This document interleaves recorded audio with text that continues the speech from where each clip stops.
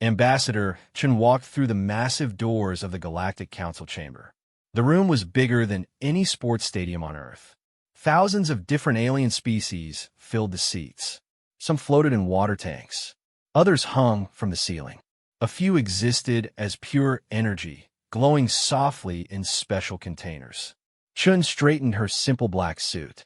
Earth's representative uniform looked boring compared to the colorful displays around her. The Krellians wore armor that shifted colors like oil on water. The Vorthan delegates had robes made from living light. Even the smallest species, the Pixians, had tiny suits that sparkled like diamonds. The High Speaker, a creature that looked like a giant praying mantis made of crystal, tapped its ceremonial staff. The sound echoed through the chamber like a bell. All conversation stopped. "We gather today to discuss the Zorathi crisis," the High Speaker announced. Its voice sounded like wind chimes in Chen's translator. "The Zorathi Empire has destroyed 3 peaceful worlds in the past month. Their fleet grows stronger. They refuse all attempts at negotiation." Chen had heard about the Zorathi. They were warriors who believed only the strong deserved to survive. Their ships were built for one purpose: destruction. Every species in the council feared them. A blue-skinned Altarian stood up. "The Zorathi demand we surrender the Kepler system. If we refuse, they will attack council space directly." Worried voices filled the chamber. The Kepler system had 12 inhabited planets. Billions of lives were at risk. The High Speaker raised its staff again. "We must vote. Do we surrender the system to save ourselves, or do we fight?" Chun pressed the button to speak. Every eye stalk, and sensory organ turned to her. Most species still saw humans as children. Earth had only been in the council for 50 years. They thought humans were primitive, barely able to travel between stars. "Earth votes to fight," Chin said clearly. Laughter rippled through the chamber.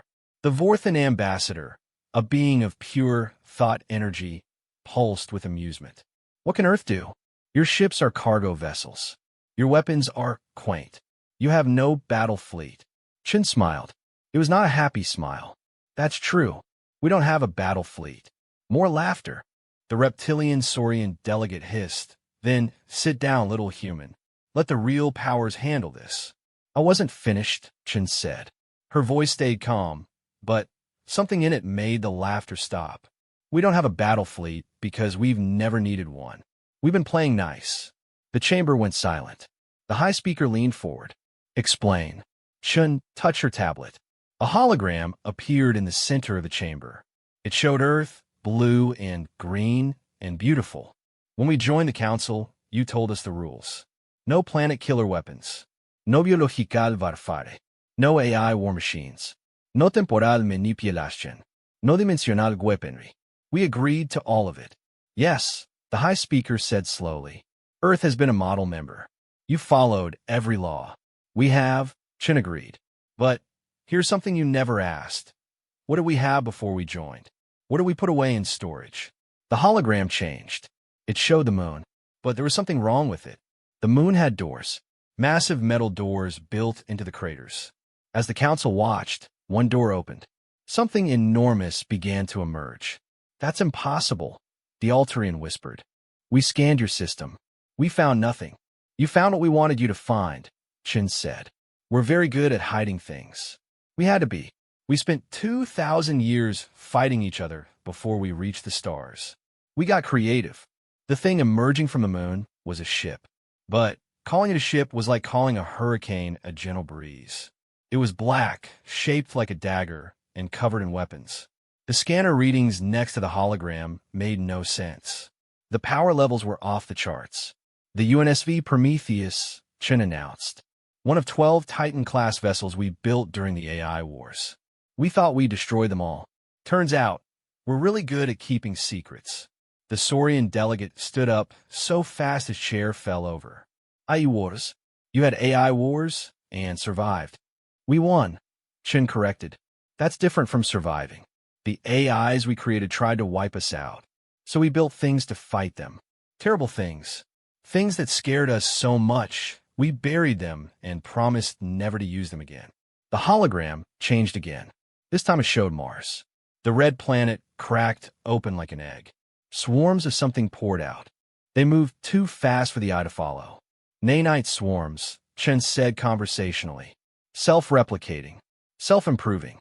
They can take apart a planet in 72 hours. We used them on the AI homeworld. Nothing left but dust. The Vorthan ambassador flickered with fear. Those are forbidden.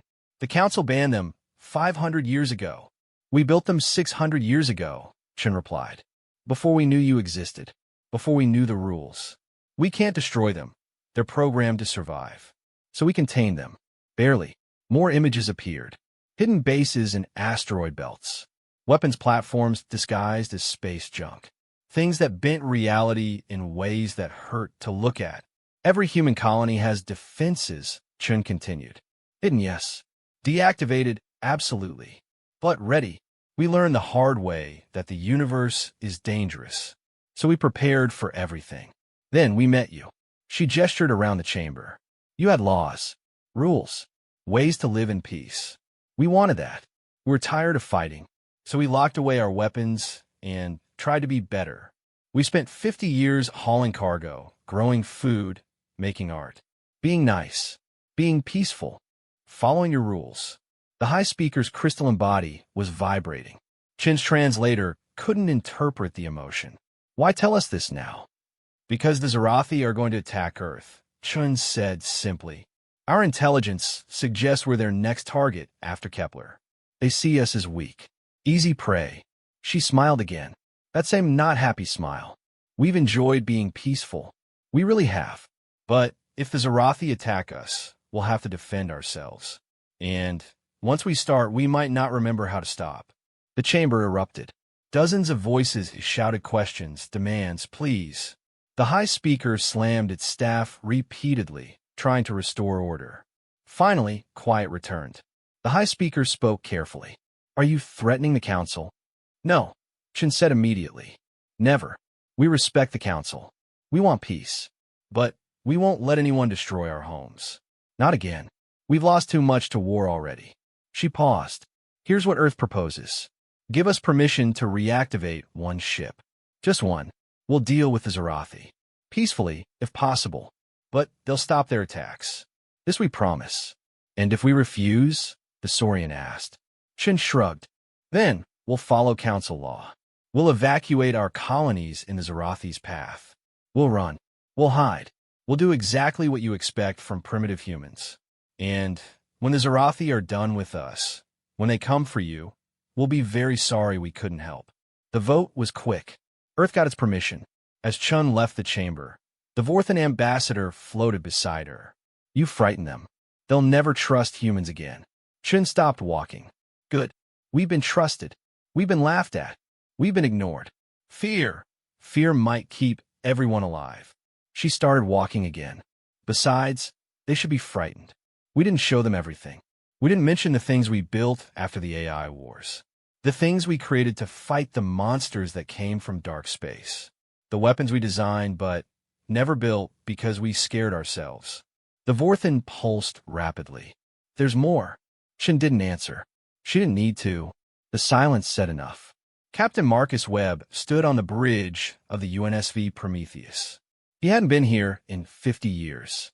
The chair still fit perfectly. The controls still responded to his touch. It felt like coming home to a house full of ghosts. Systems coming online. Captain, Lieutenant Commander Sarah Kim reported. Her voice shook slightly. She was young, trained on cargo ships and science vessels. She'd never seen a true warship before. Reactor at 30% and climbing. Weapons systems. Dear God, how many weapons does this thing have? All of them, Webb answered quietly. He was 73 years old, one of the few left who remembered the AI wars. His hair was gray, his face lined, but his eyes were sharp. We built her to end wars, not fight them. The bridge crew was a mix of old veterans and young volunteers.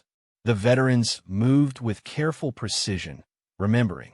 The youngsters stared at everything with wide eyes. The Prometheus was nothing like the gentle ships they knew. Captain, Communications Officer Torres called out. The Zarathi fleet is moving. 300 ships heading for the Kepler system. They'll arrive in 18 hours. Webb nodded. 300 ships. The Zarathi conquered worlds with fleets that size. They'd never lost a battle. They were about to. Helm, set course for Kepler. Maximum burn. Webb settled into his chair. It responded to him, adjusting to support his older bones. The ship remembered him too. Kim, bring all systems to full power. Wake everything up. Everything, sir. Kim's fingers hesitated over the controls. Everything. The Prometheus had been sleeping for 5 decades. Now it woke up angry. Lights flared to life across its 5-kilometer hull. Weapon ports opened like eyes. Shield generators hummed with barely contained energy. Deep in the ship's core, the AI warfare suite activated. "Hello, Marcus," a pleasant voice said. The bridge crew jumped. "It's been a while." Webb didn't flinch.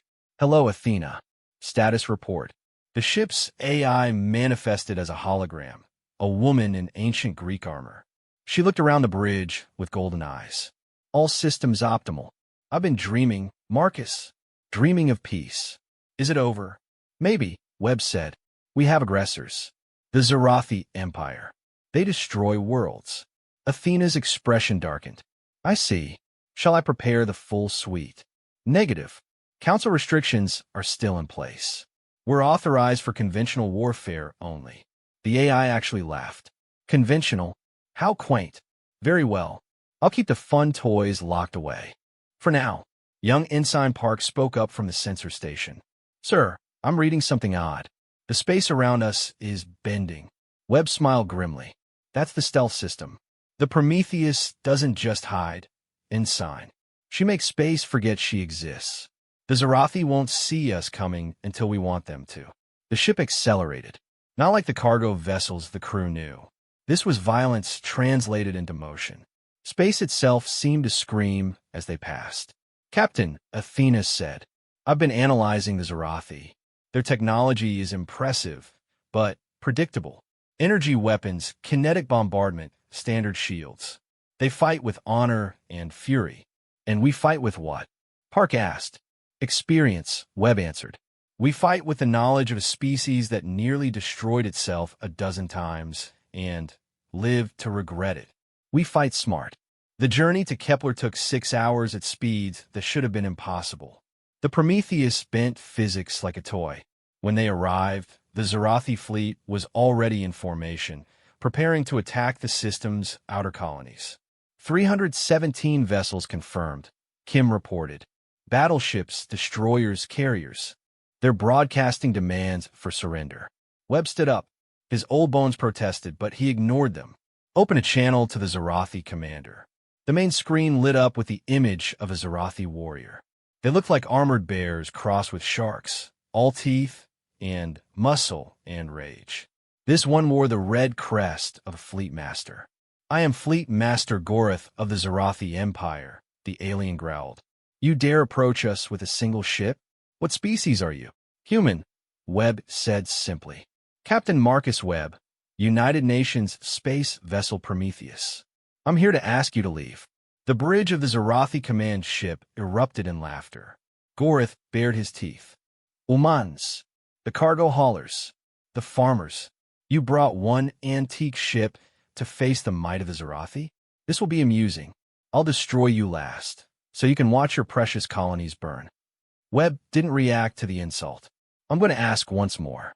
Please leave. Take your fleet and go home. No one has to die today. The Zarathi do not retreat." Goreth roared. "We are warriors. We take what we want." "I was afraid you'd say that." Webb nodded to Kim. "Lieutenant Commander, disable their engines." Kim's fingers flew over her controls. The Prometheus fired. What happened next broke every understanding the Zarathi had about space combat. Beams of twisted gravity lashed out from a human ship. They passed through shields like they didn't exist. They ignored armor completely. They simply reached into the Zarathi ships and squeezed. Engine cores crumpled like paper. Power systems folded into impossible shapes. 317 warships stopped dead in space in less than 10 seconds. Goreth's laughter died. What did you do?" "I asked nicely," Webb said. "Your engines are gone. Your weapons are next. Unless you'd prefer to talk. Impossible. Gorath checked his displays. Every ship reported the same thing. Total engine failure. No damage to the hull. No breach of shields. The human ship had reached inside and broken them. Ow! Athena's hologram appeared next to Webb. Gravity manipulation, Fleet Master. We learned at fighting creatures that lived in black holes. Your shields stop energy and matter. They don't stop space itself from bending. The Zarathi tried to fight. Of course they did. They were warriors. Energy beams and missiles filled space. The Prometheus didn't dodge. It didn't need to. The attacks hit something around the ship and simply ceased. Not blocked or deflected. They just stopped existing. Quantum erasure field. Athena explained cheerfully as another wave of attacks vanished. We delete the possibility of being hit from the timeline. Very energy intensive, but quite effective. Webb let them fire for a full minute. Then, he nodded to Kim again. This time, the Prometheus targeted weapons. Gravitational fingers reached out, found every gun, every missile tube, every torpedo bay, and twisted. Metal screamed. Power cores overloaded. In seconds, the most powerful war fleet in the sector became 317 floating hulks. Now, Webb said into the horrified silence, let's talk about peace. Gorath was beyond words. His fleet, his unstoppable fleet, had been neutralized by a single human ship. They hadn't even scratched its paint. You said you were peaceful, the Fleet Master whispered. We are, Webb replied. Do you know what it takes for a warlike species to choose peace, Fleet Master? It takes horror. It takes seeing what you're capable of and deciding never again. We built ships like the Prometheus when we were young and stupid and scared. We built them to win at any cost. He leaned forward. We won, and the cost was everything. Billions dead, worlds turned to ash, entire species erased from existence. We won so completely that we terrified ourselves. So we chose peace. We locked away our weapons and tried to be better. But we never forgot how to use them, Athena added. We just hoped we'd never have to. Webb sat back down. Here's what's going to happen. You're going to call your empire. You're going to tell them that the Kepler system is under human protection. All council space is under human protection. Any attack on a council world will be met with response. You can't threaten the entire Zarathi Empire with one ship. Gorath snarled, but the fear in his voice was obvious. Oh, my dear Fleet Master, Athena smiled. It wasn't a nice smile. Who said we only woke up one? The tactical display changed. 11 more signatures appeared across council space. Each one was a Titan-class vessel. Each one was positioned near a potential target. The message was clear. We don't want to fight, Webb said quietly. We've seen what we become when we fight. But we will protect our friends. We will protect peace. And if you make us fight, if you force us to remember what we locked away. He didn't finish. He didn't need to. The Zarathi Empire withdrew from council space that day.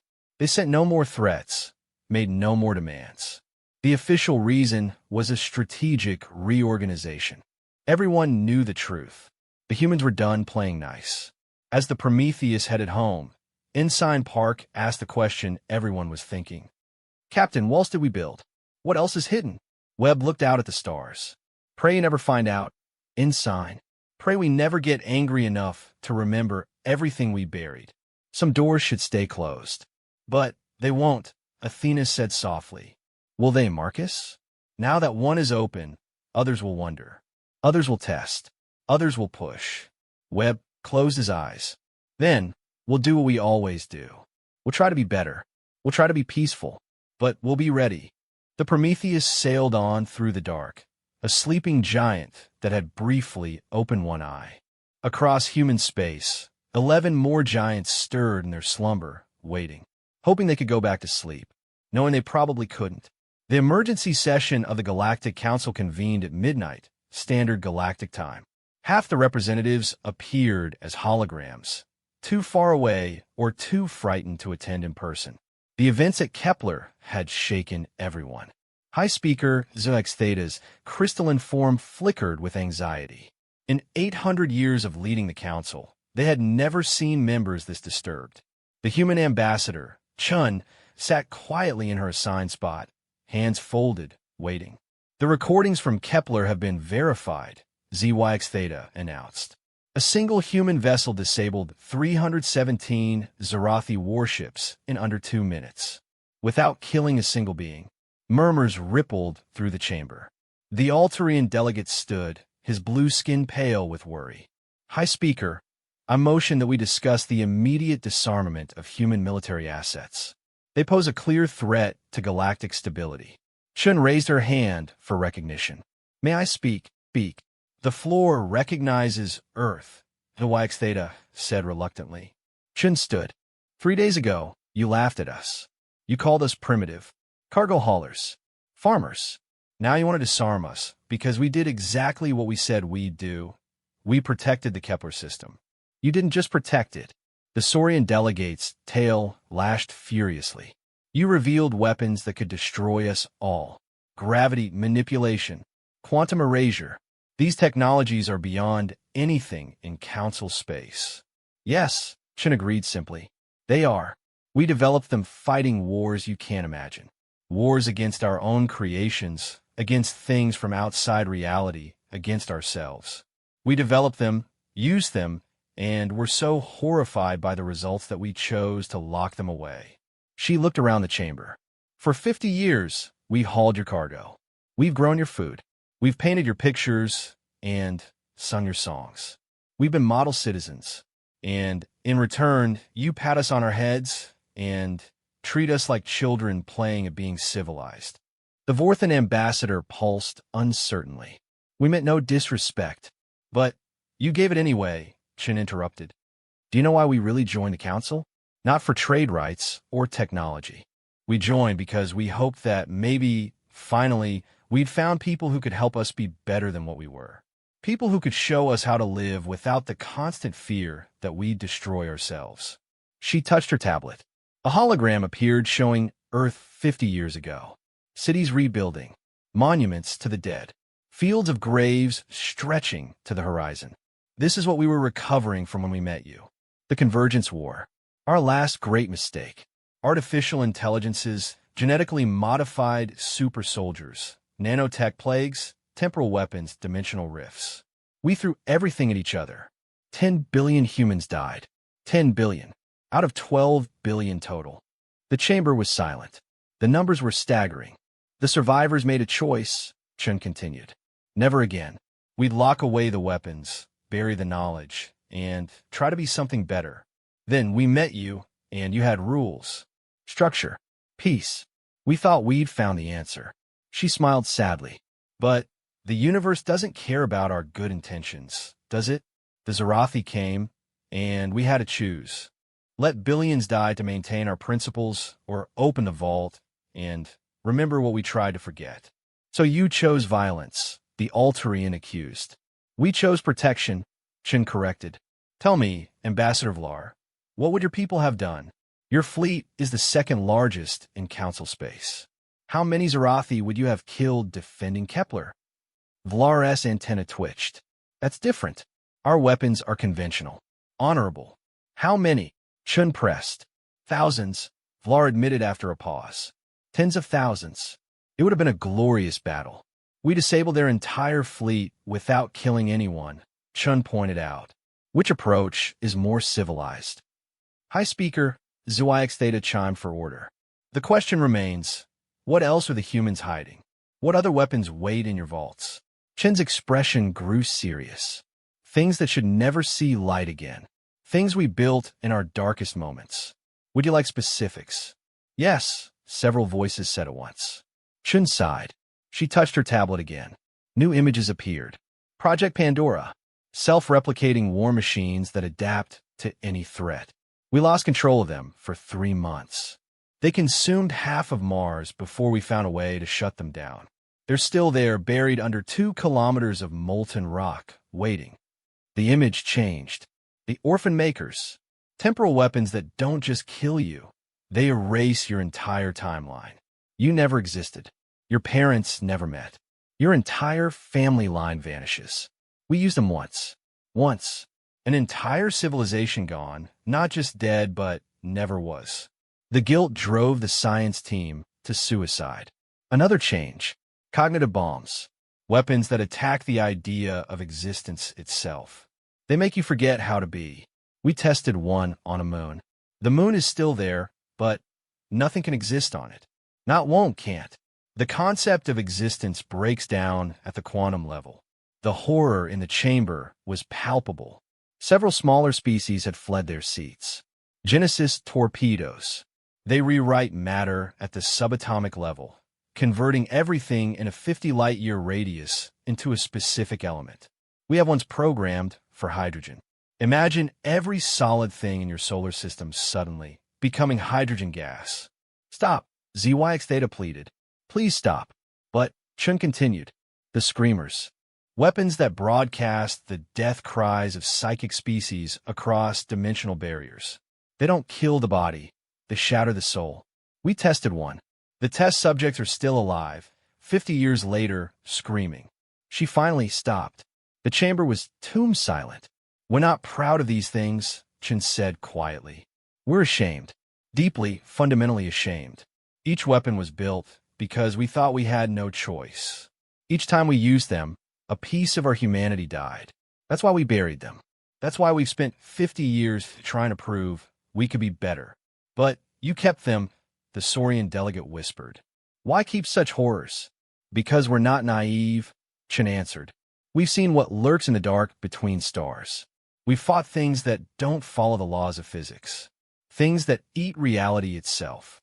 We kept the weapons because sometimes, when true evil comes calling, you need greater horrors to stop it. She straightened. But here's what you're missing. For 50 years, we've had these weapons. For 50 years, we could have conquered the galaxy. Every one of you, every world, every empire, we could have taken it all. And what do we do instead? Chun gestured around the chamber. We hauled cargo. We grew food. We made art. We chose to be farmers and traders and artists instead of conquerors. We had ultimate power and chose to put it down. Doesn't that mean anything? The question hung in the air. Finally, a small voice spoke. It was the Pishian delegate, barely visible even with amplification. It means everything, the tiny being said. I've studied your history, Ambassador Chun. No other species in the Council's records has developed such terrible weapons. But also, no other species has voluntarily abandoned them. You terrify us, yes. But perhaps we should also respect you. Others began to speak. Not all were supportive. Fear ran deep.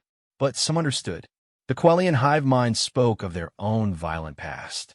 The Morvac told of weapons they'd built and used, though nothing approaching human levels. Even the proud Vorthans admitted to dark chapters in their history. Here is what I propose, Chun said when the voices died down. Full transparency. Earth will provide the Council with a complete list of our stored weapons. Their locations, their capabilities, the protocols needed to keep them contained. In return, the Council acknowledges Earth's right to self-defense and stops treating us like children. And if these weapons are ever used, ZYX Theta asked, then we'll have failed, Chun said simply. We'll have proven that we haven't grown, haven't learned. We'll have become the monsters we fear we are. But isn't it better to trust and risk betrayal than to live in fear? The debate raged for hours.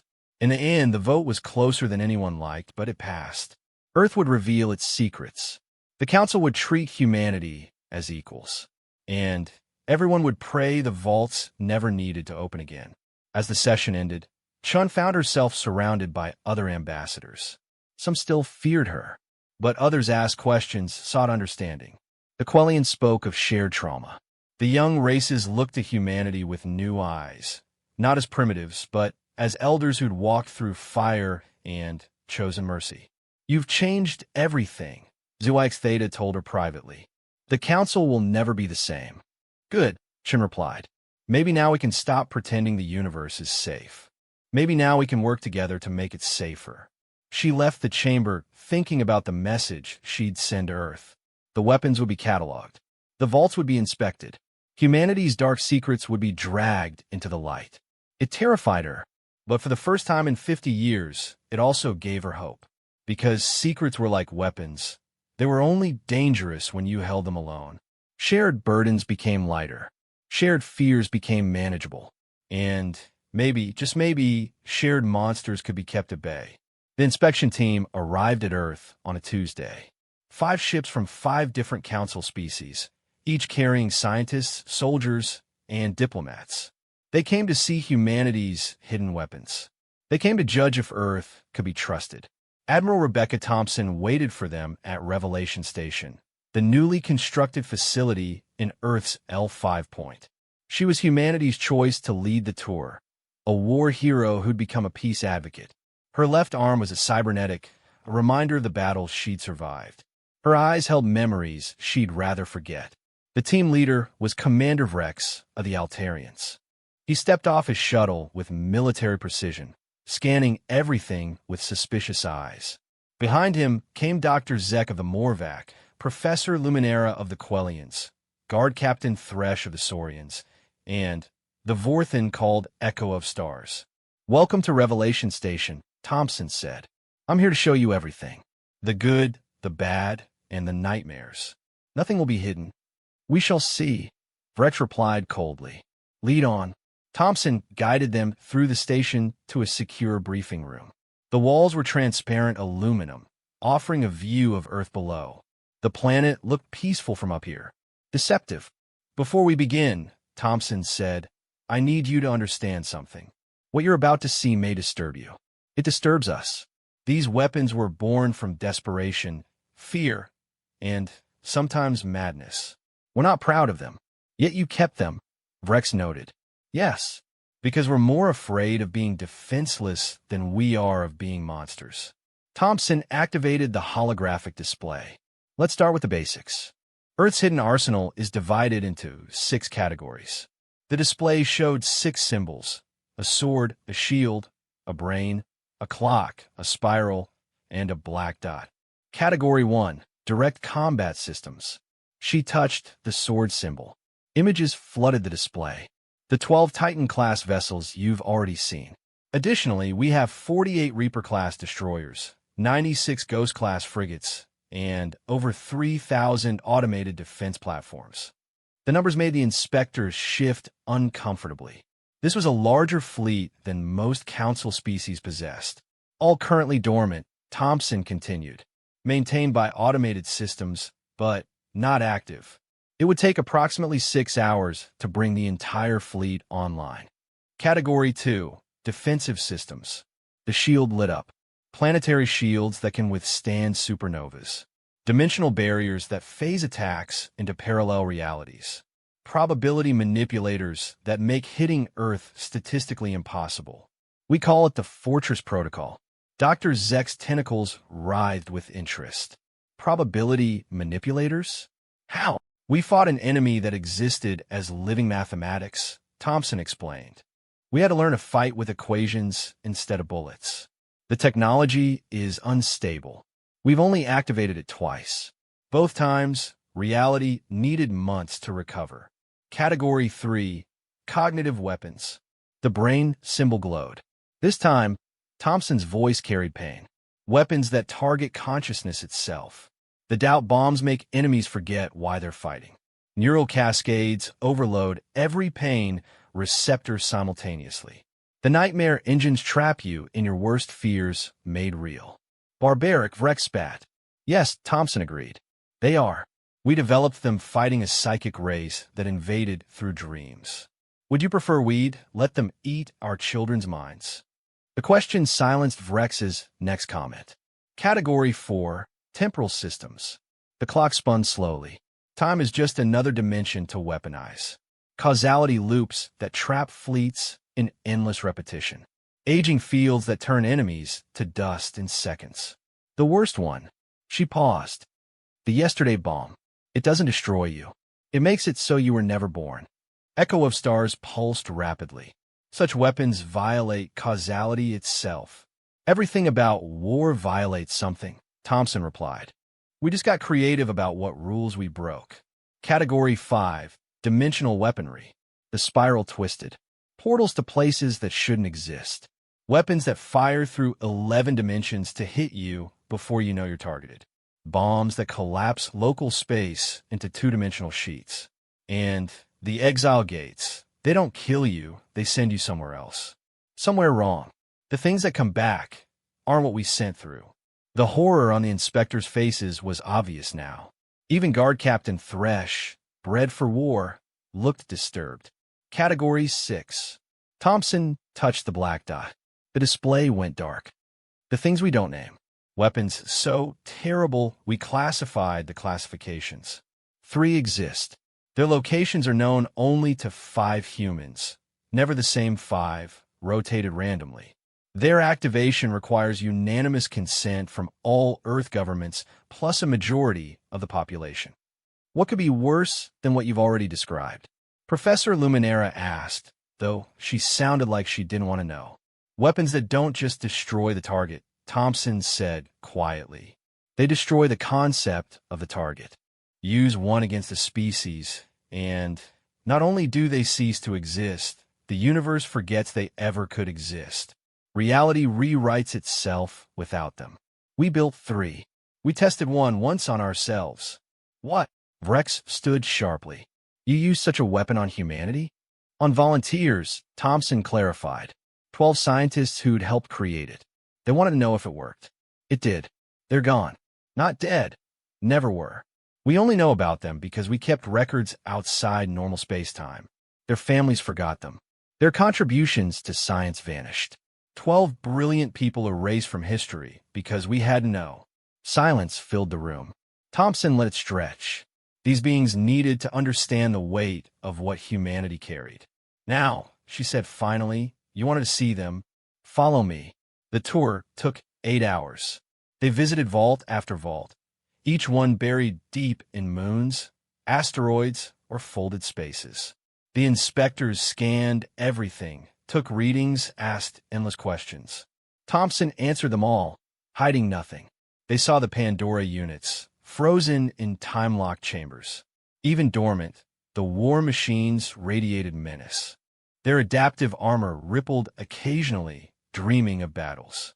They witnessed the Genesis torpedo storage, each weapon capable of rewriting matter across light years.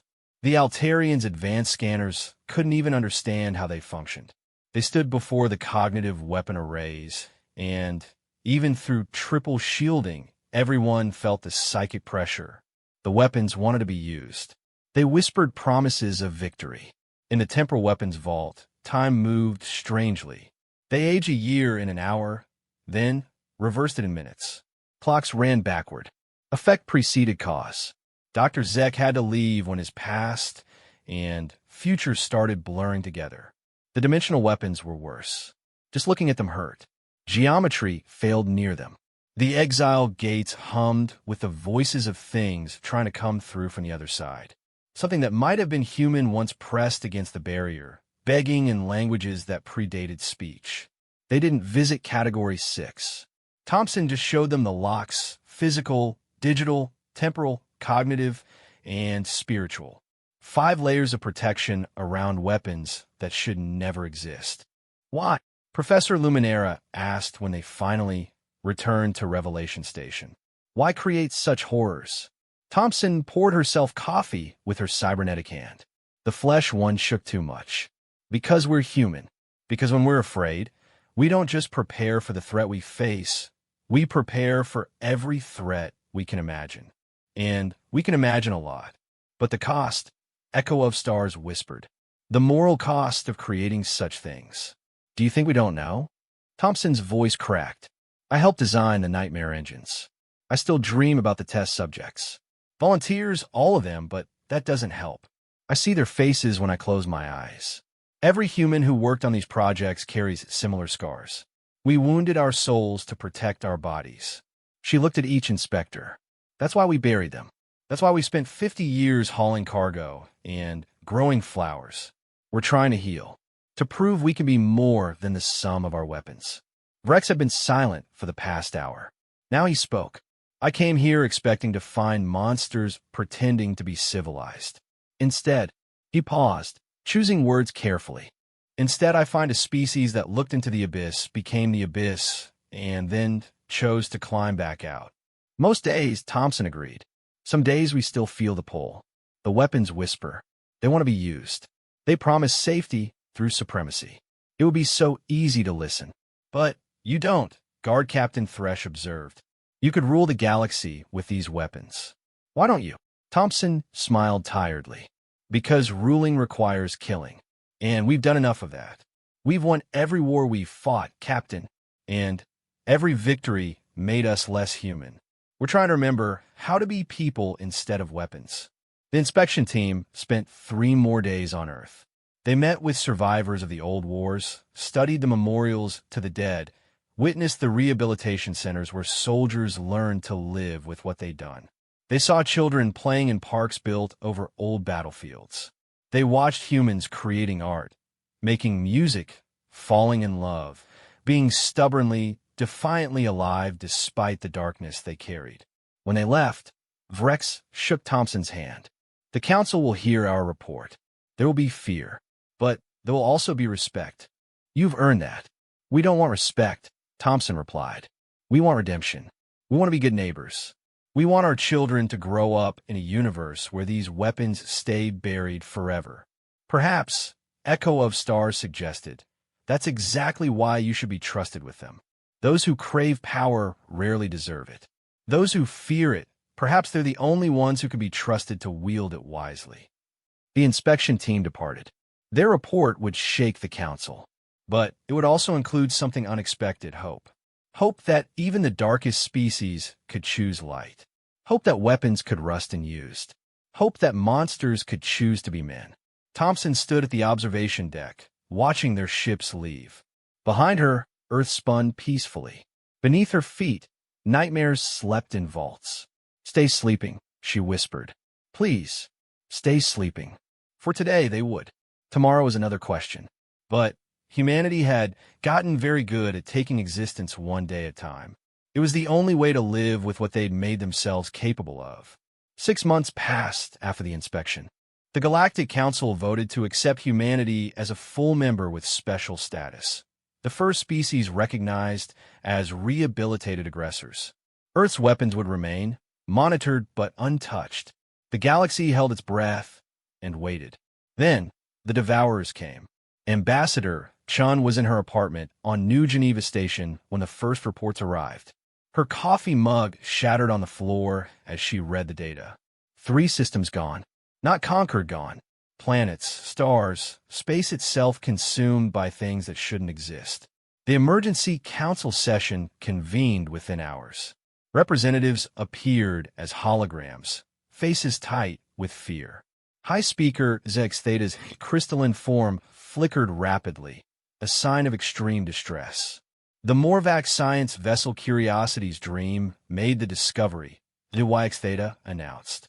They were surveying the Helios system when it ceased. The star, 3 planets, 2 billion souls consumed in minutes. The main display showed the last transmission from Curiosity's dream. Where the Helios system should have been, there was nothing. Not empty space, nothing. A hole in reality that hurt to perceive. By the time rescue ships arrived, HFY Theta continued. 2 more systems had fallen. The Vega colonies and Sanctuary Prime. Whatever these entities are, they're moving in a straight line toward the galactic core. At current speed, they'll reach the first core worlds in 6 days. Panic erupted. 20 voices spoke at once, suggesting evacuations, defensive lines, desperate measures. None of it would matter. Council weapons were designed to fight ships and armies, not holes in existence. Chun raised her hand. The chamber fell silent. Earth requests permission to respond, she said simply. Vrex of the Altarians stood immediately. The human weapons. Can they stop this? We built weapons for every nightmare we could imagine, Chun replied. And we imagined things like this. Permission to activate Category 6. The vote was unanimous. Even those who'd argued for human disarmament 6 months ago voted yes. When extinction knocked at your door, you stopped worrying about the ethics of your defenders. Chun touched her communicator. Admiral Thompson, Earth has authorization. All categories approved. Stop them. Thompson's voice came back steady. Understood. God help us all. On Earth, 5 people in 5 different locations received identical messages. They'd trained for this moment while praying it would never come. Each entered codes known only to them. Vaults that had been sealed for decades began to open. Captain Webb brought the Prometheus out of standby, but this time he wasn't alone. All 12 Titan-class vessels activated. Behind them, the entire hidden fleet came online. Hundreds of ships humanity had prayed would rust to nothing emerged from their hiding places. All vessels, this is Fleet Admiral Stone. A voice echoed across the BattleNet. Stone was 90 years old, pulled from retirement, because he was the only living human who'd fought something similar. Weapons free. All categories authorized. Protect the core worlds. The human fleet jumped to the edge of the consumed zone. What they found defied description. The Devourers weren't ships or creatures. They were absences. Places where the universe forgot to exist. They moved through space like cancer through healthy tissue, converting everything to nothing. Scanning. Athena announced on the Prometheus bridge. Entities appear to exist partially outside our dimensional framework. Standard weapons will have no effect. Recommend immediate deployment of Category 5 dimensional weapons. Do it, Webb ordered. Dimensional weapons fired from 50 ships simultaneously. Portals opened to places that violated physics. Gravitic anomalies twisted space into pretzels. Exile gates tried to push the Devourers somewhere else. The attacks passed through the entities without effect. No impact. Kim reported, voice strained. They're not fully in our dimension. We can't hit something that isn't entirely here. Another star system vanished. The Devourers didn't slow. Category 4, Webb commanded. Hit them across multiple time streams. Temporal weapons engaged. The space around the Devourers became a chaos of conflicting timelines. Past and future collided. Causality loops tried to trap the entities in paradoxes. The Devourers ate the paradoxes and kept coming. Category 3. Stone's voice crackled with urgency. If they have minds, break them. Cognitive weapons fired. Nightmare engines projected fears that could shatter sanity. Doubt bombs tried to make the entities forget their purpose. Neural cascades sought nervous systems to overload. The weapons found nothing to target. The Devourers had no minds, no consciousness, no souls. They were pure hunger given form. 2 more systems died. The core worlds were 3 days away. Admiral, Athena said quietly. Category 6 is ready. Stone's voice came across the fleet channel, heavy with the weight of the decision. All ships pulled back to minimum safe distance. Prometheus, you have authorization. Deploy the unnamed. Webb felt his chest tighten. They were about to use weapons so terrible they'd never been given names, just numbers. Weapons that erase concepts from reality. Athena, he said, open Vault 6. Deploy Unnamed 3. Deep in the Prometheus, seals that had never been broken cracked open. A weapon that looked like nothing, because it was nothing, emerged. It didn't fire so much as exist aggressively. Where it touched reality, reality forgot what it was supposed to be. The Unnamed 3 reached the first Devourer. For a moment, nothing happened. Then, the Devourer began to fade. Not destroyed, but conceptually negated. The universe decided it had never been possible. One by one, the Devourers ceased. Not killed, not banished, but retroactively impossible. Reality healed around their absence like they'd been bad dreams. It took 6 hours. When it finished, the human fleet floated alone in space that had been wounded but survived. The consumed systems were still gone. Some things couldn't be undone. But the threat had ended. Secure the weapon, Stone ordered. All categories stand down. We're done here. As the Unnamed 3 returned to its vault, every human in the fleet felt the weight of what they'd done. They'd saved the galaxy by using a weapon that violated the fundamental nature of existence. They'd become the monsters they feared to stop worse monsters. The Council reconvened as the human fleet returned to Earth. This time, no one laughed. No one questioned. They'd watch humanity unleash horrors to save them all. The threat has been eliminated, Chen reported. The Devourers are gone. Not destroyed, they never existed. We've edited them out of reality. Ow! Professor Luminera whispered. How do you edit reality? By breaking it very carefully, Chen replied. And accepting that each break tears something in us too. The crew of the Prometheus aged 10 years in 6 hours. Not physically, spiritually, using weapons like the unnamed cost pieces of your soul. Yet you used them, Vrex observed, to save us. To save everyone, Chen corrected, including ourselves. We're not martyrs. We're not heroes. We're just people who've seen what happens when nightmares come true, and we prepared for it.